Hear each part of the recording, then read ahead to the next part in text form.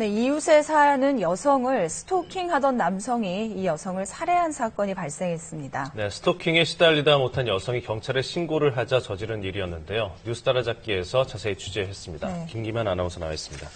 일단 피해 여성이 차 안에 남겨둔 그 연락처를 보고 스토킹을 시작을 했다면서요? 예, 그렇습니다. 흔히 주차 문제 등 급한 일이 있을 때 연락을 할 수 있도록 남겨놓는 그 전화번호가 스토킹에 이용이 됐습니다. 차량에 남긴 전화번호로 2달 동안 집요하게 여성에게 안부 메시지를 보내고 호감을 표시했는데요. 견디다 못한 여성이 경찰에 신고를 했고요. 이에 불만을 품은 남성이 급기야 여성을 살해하게 됐습니다. 살인까지 부른 스토킹 취재했습니다.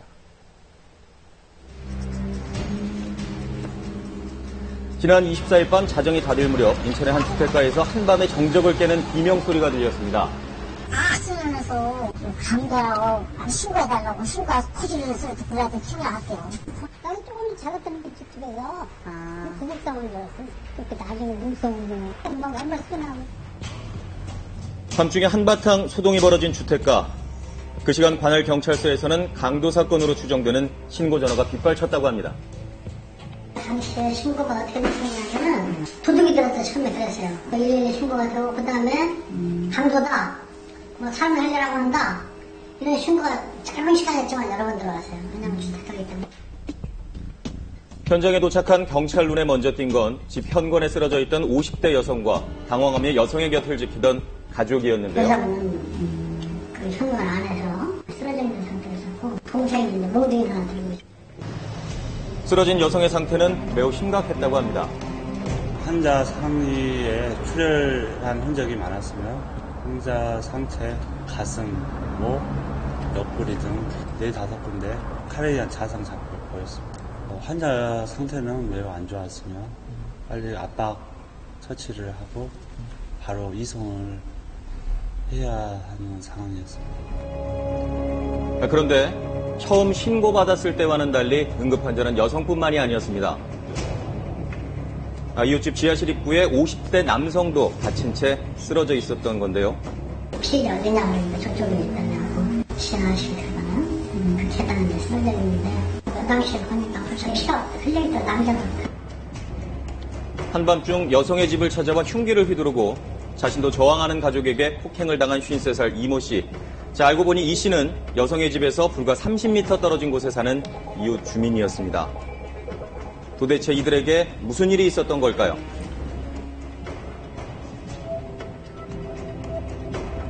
자, 이 씨가 비슷한 또래인 이웃에 사는 피해자에게 호감을 느낀 건 지난 6월. 같다는 거예요. 같은 동네이기 때문에 자기 생각에 혼자 사는 것 같기도 하고 자기 마음에도 들고 그러니까 봤는데 피해자의 연락처를 알아내는 건 어렵지 않았습니다. 피해자가 타고 다니는 차량에 휴대전화 번호가 그대로 적혀 있었던 건데요. 차를 끌고 다니더라는 거예요. 그래서 차 앞에 전화번호가 있겠다 싶어서 가서 확인해가지고 전화번호를 자기 핸드폰에 입력해서 상대방하고 위험하죠. 처음에 이제 대화가 시작됐다고 하더라고요. 개인정보인데. 피해자의 지인인 것처럼 단순하게 안부를 묻는 문자 메시지를 보냈다는 이 씨. 2달 동안 이 씨가 피해자에게 보낸 문자 메시지는 50통에 이르는 것으로 알려졌습니다. 계속되는 낯선 남자의 문자 공세에 피해자는 두려움과 부담감을 느꼈고요. 지난 8월 경찰에 이 씨를 스토커로 신고하기에 이릅니다. 문자로 상대방하고 대화 과정이라든가 그런 것을 하지 말라고 하는데 계속 하니까 그걸 신고가 돼서. 지난달 검찰은 스토커로 신고된 이 씨에게 3개월의 형사 조정 기간을 주고 당사자 간에 화해하거나 합의하라고 했습니다. 자, 그런데 그 형사 조정 기간 중이던 그날 밤 이 씨는 돌이킬 수 없는 일을 저지르고 말았고 병원으로 옮겨진 피해자는 끝내 숨을 거두고 말았습니다. 여자가 무시를 하고 그런 게 아니고 자기 스스로를 무시하는 것 같이 느꼈다 이거예요. 그런데 술을 먹고 화가 나니까 욱해서 그 집에 가서 대문이 잠겨있으니까 담을 넘어 들어갔어요. 그래서 현관에서 이름을 부른 거예요. 여자가 나오니까 그냥 가로질른 거예요. 많이 틈이 없었던 거죠. 이처럼 최근에는 스토킹 범죄가 폭행과 살인 등 강력 사건으로 이어지는 경우가 증가하고 있습니다. 24시간 내내 감시하고 막 감금하고 그러다가 이제 막 죽으라는 날과 함께 막 목 조르고 칼 들고 때리고 지난 5월 자신을 만나주지 않는다며 상가 건물에서 전 여자친구를 폭행하고 엘리베이터 통로로 추락하게 해서 뇌사에 빠뜨린 20대 남성. 1년 동안 여성을 집요하게 쫓아다닌 이 남성은 전 여자친구의 가족들에게도 위협적인 존재였습니다. 문자, 전화 합쳐서 아마 한 200통씩 온다고 하더라고, 딸이. 나한테도 문자 보내고 나한테도 협박해. 혹시 나와서 튀어나올까봐 진짜 이 심장이 진짜 막 오그라드는 것 같아. 얼마나 괴로웠으면 내가 이 차를 받겠어. 어긋난 집착이 부른 스토킹, 당해본 사람만이 그 공포를 안다고 하는데요. 문제는 대부분의 스토킹 범죄가 장기간 계속되는 경우가 많다는 겁니다. 1년 가까이 그랬어요. 1년 가까이. 잠을 넘어서 창문을 열고 들어온 적이 있었고 칼을 들고 거실에 앉아있는 그런 장면도 있었고 왜 안 만나주냐? 한 달 넘게도 찜찜하게 잔 적이 있었어요. 하지만 스토킹 범죄를 처벌할 수 있는 현행법은 경범죄 처벌법에 의한 벌금 8만 원뿐.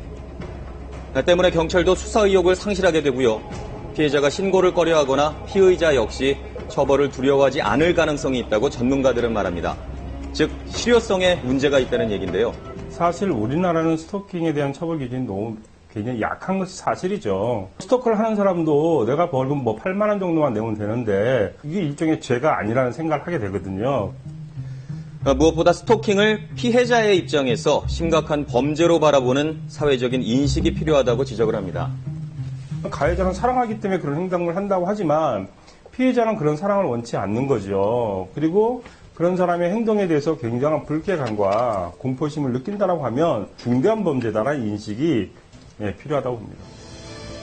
최근 검찰은 SNS를 통해 20대 여성을 스토킹한 40대 남성을 기소했는데요. 스토킹의 처벌 근거를 정보통신법뿐만 아니라 개인정보보호법이나 명예훼손 그리고 공무집행방해로 확대해서 처벌을 더욱더 강화해야 한다는 목소리가 높아지고 있습니다.